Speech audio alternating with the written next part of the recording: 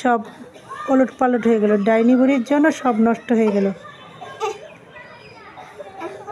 তারা আবার অপেক্ষায় আছে কখন শান্তিতে কথা বলার সুযোগ পাবে, আবার খুঁজবে। ওই যে দেখছেন ভদ্রলোকটা, ওই যে দাঁড়িয়ে তার ওয়াইফকে খোঁজাখুঁজি করা শুরু করছে। ডাইনি বুড়ি এসে ধাক্কা মেরে তাড়িয়ে দিয়েছে দুজনকেই।